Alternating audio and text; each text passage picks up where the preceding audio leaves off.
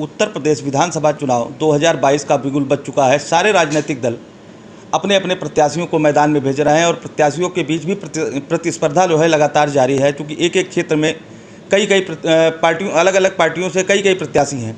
ऐसा ही एक क्षेत्र है हरदोई जनपद का मलनावा बिलग्राम विधानसभा क्षेत्र। यहाँ हमारे साथ है समाजवादी पार्टी से टिकट मांग रहे हैं और अपनी दावेदारी कर रहे हैं ब्रजेश कुमार टिल्लू भैया। मैं इनसे जानूंगा किस उद्देश्य को लेकर आप राजनीति में आए हैं। देखिए, वर्तमान सरकारें वो ना तो व्यापारियों के हित में कार्य कर रही हैं, ना ही नौजवानों के हित में कार्य कर रही हैं और ना ही किसानों के हित में कार्य कर रही हैं। यहाँ तक कि मीडिया कर्मियों के साथ भी सही बहुत अच्छा व्यवहार नहीं हो रहा है। तो हम इन्हीं मुद्दों को लेकर के और इन्हीं विफलताओं को जनता के बीच लेकर के आए हैं। जनता आगे अपना जैसा भी परिणाम देगी वो आपको आगे आने वाले 22 के चुनाव में दिखेगा। स्थानीय क्या ऐसे मुद्दे हैं जिनको लेकर के आप जनता के बीच जा रहे हैं? हमारे स्थानीय मुद्दों में पहली चीज़ तो महंगाई, बेरोजगारी, भ्रष्टाचार तो है ही है। बाकी किसानों की मुख्य समस्याएं हैं जो जानवरों के वजह से, छुट्टा मवेशियों की वजह से किसानों की फसलों को बर्बाद कर रहे हैं और किसानों की जो पैदावार हुई है उसका सही मूल्य नहीं मिल पाया है और उनका सही न तौल हो पाई है और बहुत से किसानों का तो अनाज आज तक सरकार ने ले ही नहीं पाया है। अच्छा, समाजवादी पार्टी में 4-4, 5-5 कैंडिडेट जो है दावा कर रहे हैं इस विधानसभा में, आप अपने आप को कहाँ पर पा रहे हैं?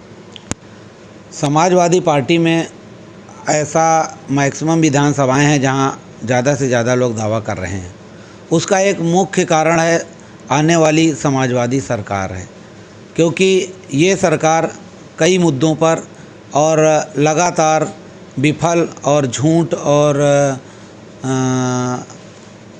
बेईमानी या कह लो या जनता से किए हुए वादों में विफल है।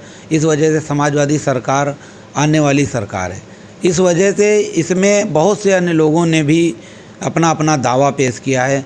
जो हमारे दल से हैं वो भी किए हैं, नहीं भी हमारे दल से हैं वो लोग भी हमारे दल में आकर के दावा किए। कुछ दिन पूर्व सपा मुखिया अखिलेश यादव जी बिलग्राम आए थे। उन्होंने सामूहिक रूप से एक प्रत्याशी को आश्वासन दिया था विधानसभा चुनाव में प्रत्याशी बनाने का। देखिए, जैसे वकील कोर्ट में अपनी बात को सिद्ध करने के लिए तमाम तर्क वितर्क दे देती है, उसी तरह से मीडिया कर्मियों ने भी वहाँ पर ऐसा ही एक सवाल पूछा कि प्रत्याशी कौन और कैसे होगा। तो उन्होंने कहा ये भी मेरा एक प्रत्याशी था। उन्होंने ये थोड़ा ना कहा कि ये मेरे प्रत्याशी होंगे, ये कहा कि ये भी मेरे एक प्रत्याशी हैं या प्रत्याशी थे। और उसी दिन वही माननीय राष्ट्रीय अध्यक्ष जी हमारे भी कार्यालय पर आए थे। वो तो हमारे भी कंधे पे हाथ रख के कहते तुम तैयारी करो, तुम्हें कुछ करने की ज़रूरत नहीं है, आगे बढ़िया से तैयारी करो, बहुत अच्छा कार्यालय बना है और बहुत अच्छी जगह पे है। तो इसको कोई फाइनल डिसीजन नहीं मानना चाहिए। और फिर बाकी हमारे सर्वा राष्ट्रीय अध्यक्ष जी हैं माननीय अखिलेश यादव जी, जिसको देंगे उसको हम सब लोग मिल करके जिताएंगे। हम लोग तो समाजवादी हैं, जब समाजवादी हैं तो जो समाजवादी का प्रत्याशी आएगा उसकी बढ़ चढ़ के मेहनत करके उसको जिताने का कार्य करेंगे।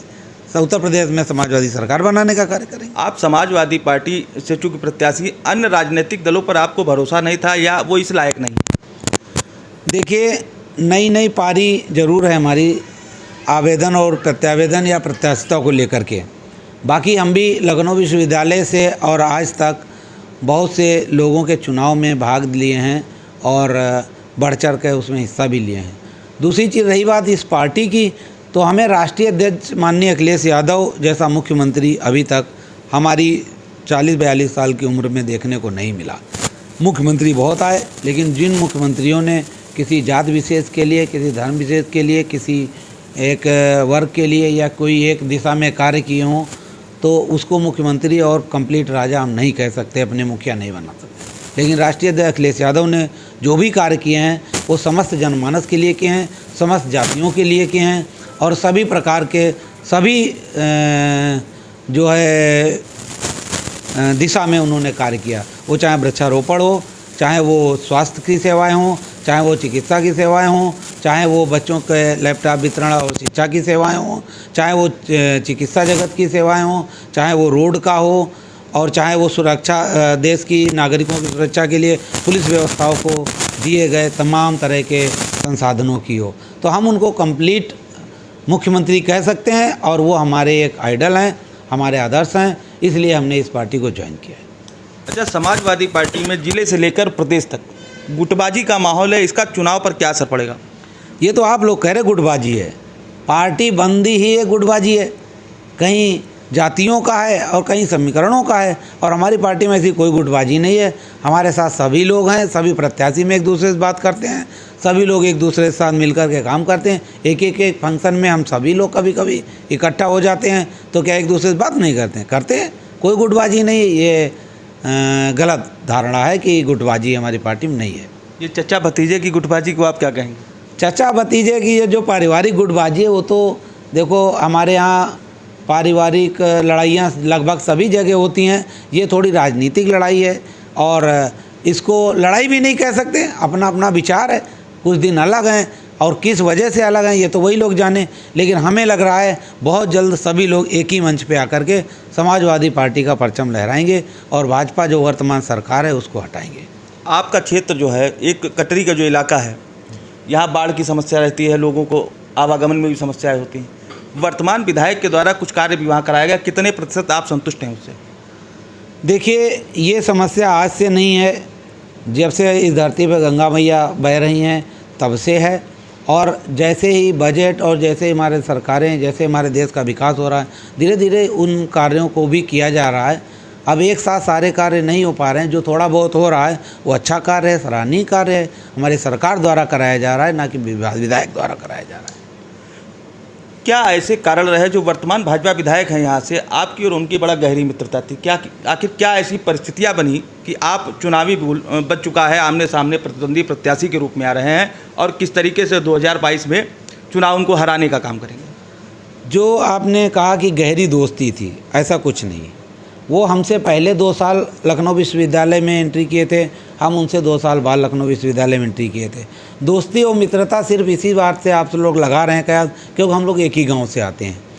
और 2017 में जब चुनाव हुआ तो मैंने उनके चुनाव में थोड़ा बहुत सहयोग किया, वो गांव के नाते और गांव घर के नाते किया था। रही बात, और जो हमारे यहाँ का समाजवादी प्रत्याशी था, उससे हम लोगों का दूर दूर तक लेना देना नहीं था। वो ना ही हमारे विधानसभा से आते थे, ना ही हमारे समाज से आते थे, और ना ही उनका हमारा कोई पूर्व परिचय था। अच्छा, खुद की जीत को लेकर आप कितने प्रतिशत आश्वस्त हैं? खुद की जीत को लेकर के हम 100% आश्वस्त हैं। अगर हमें समाजवादी पार्टी मुखिया माननीय राष्ट्रीय अध्यक्ष अखिलेश यादव जी यदि हमें टिकट देते हैं तो हमें पूरा विश्वास है कि हम सीट निकाल सकते हैं। उसके कई कारण हैं। उसके कारण ये, एक तो मैं 3 वर्ष से समाज में निरंतर प्रयासरत हूँ, समाजवादी का एक बिगुल बजाया है, और अन्य जो प्रत्याशी हैं वो किसी न किसी दल से या किन्हीं अन्य पदों पे आसीन थे, जो कि अभी तक खुल करके समाजवादी पार्टी का झंडा बैनर भी नहीं लगा पा रहे थे। अब लगा पा रहे हैं तो कोई बात नहीं, स्वागत है हमारी पार्टी में। यदि राष्ट्रीय अध्यक्ष जी देते हैं तो हमें, जो हमने 2 साल में 3 साल में जो अपनी मेहनत की है, उस पर मुझे पूरा विश्वास है कि मैं इस सीट को निकाल ले जाऊँगा। हमारे साथ थे टिल्लू भैया, ये बिलग्राम मल्लावा विधानसभा से समाजवादी पार्टी से दावेदारी कर रहे हैं और अपनी जीत को लेकर पूरी तरह आश्वस्त हैं। यह तो आने वाले 2022 का विधानसभा चुनाव तय करेगा कि जनता किसको चुनेगी। फिलहाल इन्होंने मेरे सवालों का बेबाकी से जवाब दिया है। माय भारत की ओर से इनको शुभकामनाएं हैं कि यह 2022 के चुनाव में जीत कर आएँ और जनता की सेवा करें। माय भारत के लिए अरविंद तिवारी, हरदोई।